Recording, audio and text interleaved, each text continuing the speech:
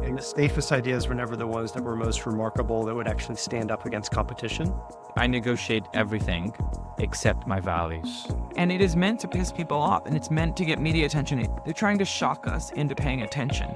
At the end, this is not an industry that exists to destroy anything. You'll know if you're talking to a sociopath because they're showing no human emotion, somebody who doesn't recognize the harm that they've done. I worry a lot about this kind of sleeping at the wheel, trusting the technology because it's not accurate. What you do isn't who you are, right? It's just a part of who you are. You are something far greater than that, but you have to know who you are first to be authentic. The future is something none of us have seen. So it is a story that we tell each other, and the more compelling the story, that story is going to win. Hey everyone, welcome back to Looking Outside. So I'm trying something a little bit different in this episode. We're going to do a 2024 recap. So if you're new to the show, this will be a great episode for you to get a feel for the different topics that we've covered, some of the most popular episodes. And then for those of you who are listeners, thank you so much for your ongoing support. A nice chance for us to reflect back on the year.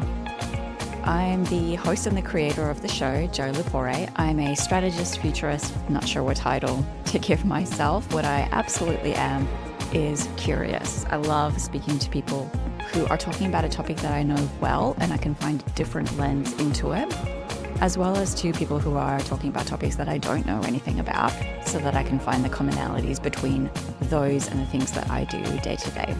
So hopefully you find similar ahas in the show as well. So let's get into it. The top episodes for Looking Outside for 2024. Well, the number one episode, the one that was the most listened to, the one where we had the highest level of engagement, is from Juan Izaza, talking about marketing creativity. Juan is an amazing human being who is a strategist, creative individual working for DDB Latina. So I was really excited about bringing him on the show so that we could talk about, all of these things that he's observing around the different expectations of brands in a modern day marketing world. I truly believe that consumer is expecting brands to experiment more, to go in a different way compared to some years ago that we were like super structured and the brand can only, talk in this way, or the logo can only be displayed in this way. And now you see the consumer playing around with brands. Lots of ahas from that episode. Perhaps one of the big ones is really looking into that tension of the expectations of brands to play in a more emotionally connected way with our consumers and doing it authentically. And what does that even mean these days in a state of the world where emotions are running high and brands can get caught in the middle of pretty tense political topics, which we're obviously seeing play out quite extensively right now, being sensitive of not throwing a brand into the midst of a highly tense social or political situation. In the last few years, that consumers are apparently less interested on brands taking a stance in a political point of view. And I think you don't expect brands to get into that out of nowhere, like now I'm defending this cause.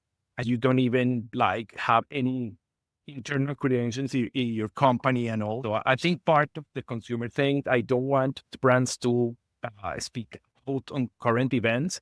Doesn't mean I don't want brands to do good things for society. It's just I want them to do things, not just to say things. Switching gears quite a bit, we move to our second most popular episode of the year, which is around data and value with Michael Clark. So Mike is a technology, data, value, future economies expert working at MasterCard, and he appeared in 2023 at the Dubai Future Forum, which is where I encountered him and was so keen to have him on my show because I think that big concepts and big words like data, like the value that we ascribe to things, can often be oversimplified. Obviously, value right now and data and economies is a hot topic. And so it's really interesting to think about, how have we created these ascriptions to these big concepts and how potentially could they be redefined? What does data mean? The word data actually comes from Latin, datum, which means gift, ironically. And then the advent of computing in the 50s, all of a sudden it was cast iron. It is a statistic, it's measurable, and it's more of a byproduct of transaction. Whereas now this is a form of value. Because what is data really? It's our memories and our stories. Because we've lost sight of what value is, we freely give away this gift without actually really understanding what we're giving away. Because the irony is data on its own is meaningless. It's only when you derive value from it does it become meaningful. And also made me think a little bit differently about the pace of change and how quickly we sometimes think that things move when they actually move quite slowly.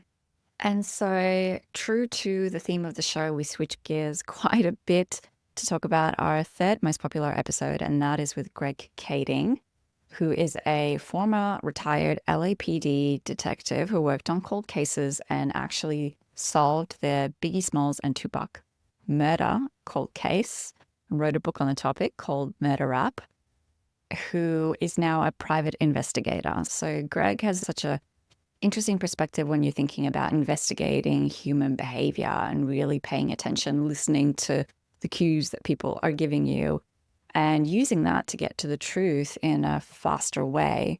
So that was the focus of the conversation with Greg. There's different red flags. Obviously, body language is a big factor in trying to determine if somebody's being deceptive. There's a lot of psychology that goes into it, and you try to find out where people are vulnerable. But one of the most important things is you just let people talk. Try not to control the conversation. Just allow people to talk, because detectives have a horrible tendency to want to prove to that person how much they know and be in a position of intellectual superiority. There's this famous old detective, television detective named Columbo, and he always portrayed himself as a bumbling idiot. Yes. Which causes other people to be disarmed, because if you allow people to think that they're the smartest person in the room, they're more likely going to be inclined to talk. And that's all you want. You want people to keep talking. If they feel like they need to be the smartest guy in the rooms, by all means, be the smartest guy in the room. You got to eliminate your ego from it. Because again, you just want people to expose themselves. And oftentimes, if you let people talk, they will, without even knowing, be giving you information. I also, of course, loved that Greg is a Columbo fan, just like myself. So anytime I can get Columbo into my podcast is a win. So those are the top 3 episodes, but we've covered 18 different topics and themes on the show, and I promise not to cover the same topic twice or in the same way. The majority of the topics that we've covered are actually around these sort of divergent topics to do with changing expectations on strategy, changing culture. And the other topics that we've covered are around sustainability and what's happening in climate and how that can be integrated into business. Marketing, of course, I did marketing for 10 years as a profession. And so this is a topic that I love going back to see how people are thinking about it differently. Technology, we covered that a little bit, and that's obviously one of the top episodes, but also a topic that we did on AI. And then food, so really thinking about how the food industry is evolving. And again, this is something that I live and breathe every single day, and I've been predominantly in the CPG food world. So again, I love looking at this from a different perspective, particularly in thinking about how entrepreneurs and small brands are creating these new food solutions that are thinking differently about a business model or the composition of the product. The topic that I haven't covered a lot this year, and it was done with intention, is foresight and futures, because this is obviously my profession as a futurist or as a foresight practitioner. I wanted to make sure that the Looking Outside podcast is not a foresight podcast, but really does explore divergent topics. But we did cover that in one episode, which was one of the best performing future risks with Dasha Krivanos, the CEO of the Copenhagen Institute. It was one of the most insightful conversations on a familiar topic for me, because Dasha spoke about how when we're projecting into the future, we make a lot of assumptions around the things that will stay the same. Will they stay the same? We completely parked the fact that we had given the world 10 assumptions and we just wanted the world to execute. So please, world, do what we want you to do, and then we're going to be busy buying ships. So basically, we realized that within those 10 things that we already assumed were going to happen, there were 2 of those 10 that we could actually control, or at least impact quite significant. 4 we could predict. I mean, not everything is uncertain. But the remaining 4, we couldn't control, we could hardly impact them, and we certainly couldn't predict them. But we somehow assumed that they were going a certain direction. That's pretty dangerous, right? But I've realized that we're not the only ones. Most companies have these assumptions. So it's extremely important to respect uncertainties for what they are. Speaking of things that probably won't stay the same, and Marcus Collins appeared on the show, and I was so honored that he came on, and we had an amazing conversation around how over the last 30 years, the expectations of culture are evolving, the conventions and the expectations. And so the future consumer or cultural expectations that we should be paying attention to and how they might evolve. 30 years ago, that wasn't really the case, right? Like that wasn't an expectation. But remember, that's what culture is. It's a system of conventions and expectations. All right, so how do we leverage these cultural changes, not to just be in good rapport, not to just be in good standing, right? But actually leverage these cultural changes as a fuel injection to our work. You contribute new cultural characteristics, new beliefs, new artifacts, behaviors, and language to the group of people who you're trying to engage. And they go, oh, yeah, totally bet. Give me that. Thank you.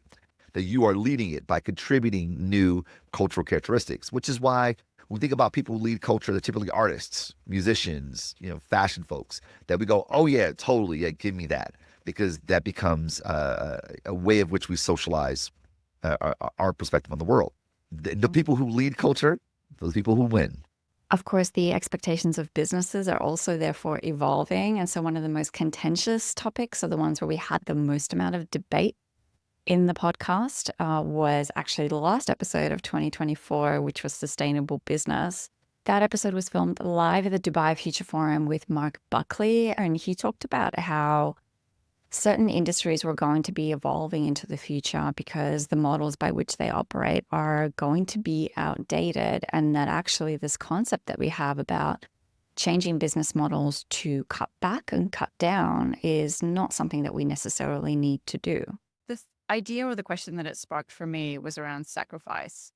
In a world of abundance where we're trying to create solutions for everyone, it does rely on us creating more. And I think we've lost the concept of sacrifice, that there are some things that we just can't have or can't do or can't access. Maybe technology will create some solutions to that will enable us to, for example, attend the Dubai Future Forum without flying in, 2,500 people. Fundamentally, as a human, maybe more philosophical concept, the idea that actually we can't have everything that we want is something that we've lost. I'm glad that you brought that up, because I totally see how many people feel that way. But we don't need to do less or to consume less. If we have sustainable or even resilient, and especially where we really want to go is to regenerative futures, to regenerate everything we do, we can fly as much as we want as long as we're keeping those emissions in check. If we do it with sustainable aviation fuel, if we get fully electric travel, if we get fully green hydrogen aviation fuel, it's no effect to the planet at all, then what would be the problem of flying if it doesn't harm human beings or the planet, doesn't create us another ripple effect? Why couldn't that regeneration give us the abundance that we could have more? When you listen to the father of quantum string theory, he'll tell you that, quantum mechanical beings are us, our plants, our mycorrhiza, mycelium, birds, bees, trees, and they're doing these mechanical things that we could do as well if we didn't use that reductionism, if we didn't box ourselves into this reductionism, mechanization. I'm not quite sure that I fully buy into that concept of super abundance. I do think that there are certain things that we want to continue, and we want to find the innovations and the solutions to be able to do so. But is that possible, and is that the right thing for us as human beings? There are a lot of really interesting conversations that are now taking place around more philosophical questioning of whether or not the life that we're building together, the collective societies that we're building, are the ones that we think are doing justice to our ideal human states or to our human condition. And so that's actually the episode that I'm going to release at the start of the new year, the first episode of 2025, which is with a philosopher talking about all of these things? I completely agree with you about the fetishizing of technology and the abdication of self, taking up technology and allowing technology to become some extended form of self. I mean, an inversion that seems really frightening to me, really counterproductive, and also with profound consequences, that all of this has the potential to lead us away from what is most needed, which is responsibility. And responsibility, I think, only comes through introspection. It requires the act of looking out, but somehow bringing that back. So, a last fast few reflections about some of the things that we covered on the show. So, the most fun conversations that I had were actually with friends, perhaps unsurprisingly. So, Ryan Barry, or Baza, came on the show and we did a little bit of swearing, complaining about how seriously we take ourselves. Arno Vodenu, who is a friend of mine from Australia, we did a live podcast from Sydney. And we talked about pastry making and his career as a head pastry chef, and obviously talking about sweets and desserts is just a fun thing to do. I was really surprised at some of the amazing guests that said yes to coming on my show this year. So like Marcus Collins, like Greg Kading, like Tom Fishburne. Honored that they spent their time with me this year. And to end, I always end the podcast by asking the guests what their favorite go-to is when they're trying to gain a fresh perspective. So maybe they have a podcast where they can do that. So I'm very lucky to be able to, or maybe they have a different go-to where they want to push their minds and their hearts into a different place to get a fresh perspective on a familiar topic. So what do they do? Perhaps unsurprisingly, most people have answered throughout the series, but particularly this year, that they go outside. So spending more time in nature is definitely a theme that we're starting to see a lot more. And quite intentionally, what the guests were saying was that they put their phones down. So they proactively disconnect from technology to be able to connect to a different way of engaging their mind or their senses, to disconnect from the day-to-day, which obviously that change in environment always helps us to gain a fresh perspective. A lot of other people were saying that they look inward to look outward, which is kind of connected to that same sentiment. But my favorite answer to this was actually from Elena Doms, who came on the show to talk about climate tech. And she gave a super insightful answer to this. I follow a lot of really interesting people, and I try to learn from them as much as I can, because we can't know everything. It's a very dynamic space that keeps developing. One of the people here in Belgium, I was at the conference, Lucas de Man, he mentioned we cannot be arrogant enough to say that we know how to fix it. We can be humble enough to work together to try to fix it. I think that's what we need to realize. Things are changing constantly, and we are here to innovate and try everything that we can as much as we can, because no action is not an option. And then I also really like to read different books, maybe in different but connected areas, and then connect them into the climate space. And that also really gives me a different perspective on, for example, how we can communicate differently, what we can do differently, how we can scale differently. All right, so that's it for a 2024 recap. I hope that gave you a good line of sight of any episodes that you perhaps didn't listen to that you can go and check out now. Please do follow, like, share, all of those things. It helps the algorithm gods to get the show in front of more people.